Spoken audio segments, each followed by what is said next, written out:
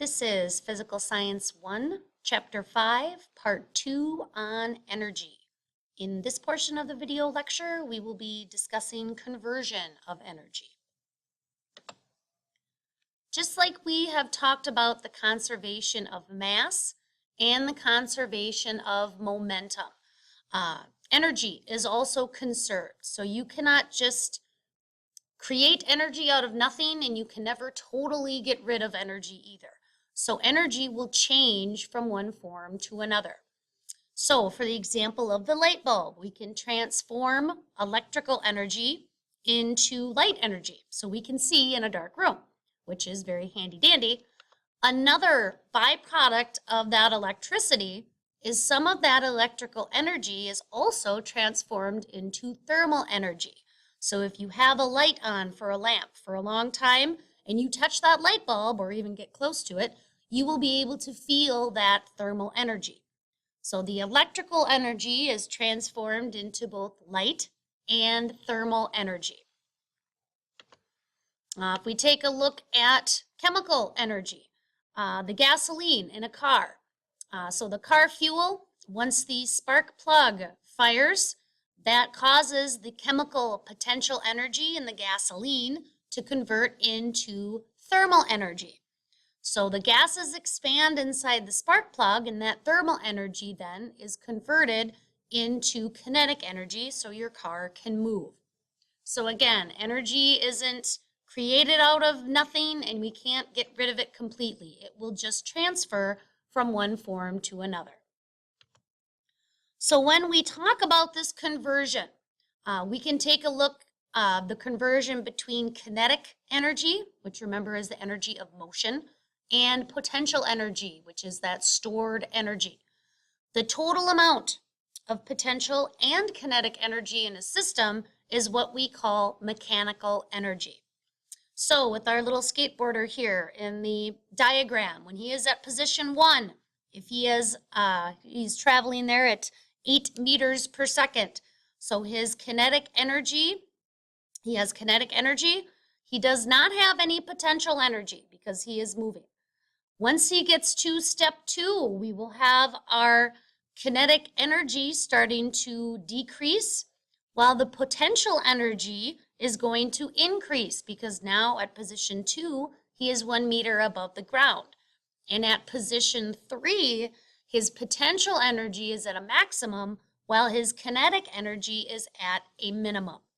So in the whole system of the skateboarding ramp, the mechanical energy is never lost in the system. That kinetic energy of motion transfers to that potential storage type of energy. In this case, gravitational potential energy, because he's above the surface. Now, when we talk about energy conversion with falling objects, we can take a look at, I'm sure, which is Isaac Newton's favorite example, an apple on the tree. So apple becomes loose due to gravity pulling on the apple. Eventually, that stem will wear out, so that apple will fall, and it will accelerate due to gravity. So as the apple falls, when the apple is on the tree, it has its maximum gravitational potential energy and a minimum kinetic energy. Once that apple starts to fall, it will then lose its gravitational potential energy, and that will be transformed into kinetic energy. So as the velocity of the apple increases, our kinetic energy increases and potential energy decreases. But within the whole system of the apple falling from the tree, the mechanical energy doesn't change as it falls. So it still has the same amount of energy, it's just transferring from potential to kinetic. So potential energy that the apple loses, it gains back with kinetic energy. So the mechanical energy, the total amount of energy, remains the same in the system. We take a look at energy transformations in projectiles. Remember, projectiles always follow a curved path due to gravity. So energy transformations can also occur here. Again, we have our baseball player smacking a home run here. So when the ball is leaving the bat, the moment the ball leaves the bat, it has a high kinetic energy and a low gravitational potential energy. As that ball keeps soaring upwards, it will start to lose its kinetic energy and gain gravitational potential energy. And for a very small split second, that ball will have zero kinetic energy and its maximum gravitational potential energy before it starts to fall back towards the Earth's surface. So it's going to lose gravitational potential energy but gain kinetic energy. So again, the mechanical energy, the total energy of the system stays the same. We take a look at energy transformations in a swing.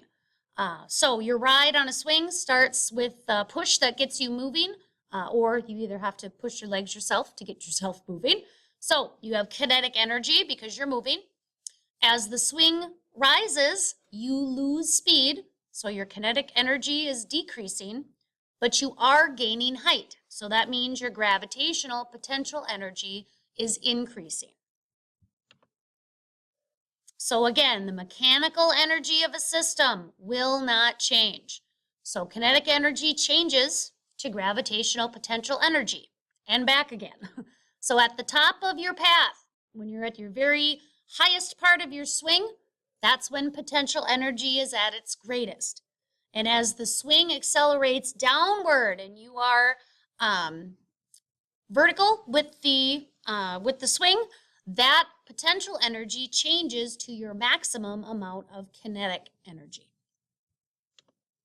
So we cannot just make up energy out of anywhere, and we can't just get rid of it. So the law of conservation of energy states that energy cannot be created or destroyed, and it will only be converted from one form to another. So again, the electricity for your hair dryer, okay, energy in equals energy out. The energy in is electrical energy.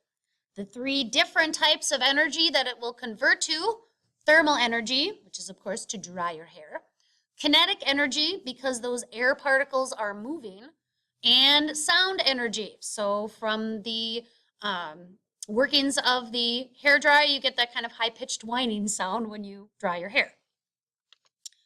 So energy transformation sometimes is very difficult to see, but it does occur. Now remember, we always have that outline effect of friction out there in the universe. For the swing example, if you get one big push on a swing, you may go back and forth a few times, but without an extra push or you pumping your legs back and forth, you will eventually come to a stop. So what happens to your kinetic energy?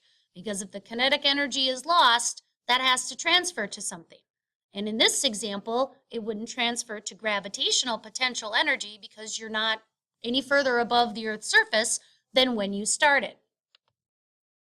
But that kinetic energy is not lost. Whatever the swing is attached to the frame of the swing, whether it be ropes or chains, those are going to rub on their hooks. You have air resistance of you going back and forth through a column of air. So some of that mechanical energy, the kinetic and gravitational potential energy, will be converted to thermal energy.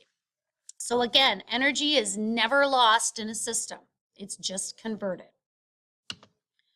We take a look at converting mass into energy with fusion and fission. This is a very hot button research topic in the science community because both of these concepts will give us a massive amount of energy. We have tamed the aspect of nuclear fission. We have yet to get a hold of nuclear fusion. So we can take a small amount of mass and transfer that into a huge amount of energy. So fusion, this is what happens in the sun, for example. So hydrogen particles in the sun bang together to make a helium particle, which is larger. And this generates a massive amount of energy, which is why the sun has so much light and heat and other particles that it spits out from this process. So small particles collide to make a larger particle for nuclear fusion. What happens in a nuclear power plant is what we call nuclear fission. So this is where we take a big particle and break it down into smaller particles. And again, this generates a massive amount of energy. The only problem, of course, with nuclear fission is the byproduct of nuclear waste. So there is lots of research going into possibly using fusion as an energy source. However, we would have to make that safe first. And of course, the byproduct of the toxic waste and the radioactive components of nuclear fission isn't exactly 100% safe either. But perhaps in the generations to come, nuclear power will actually be our main source of how we generate power instead of coal for electricity. This has been Physical Science 1, Chapter 5, Part 2 on energy.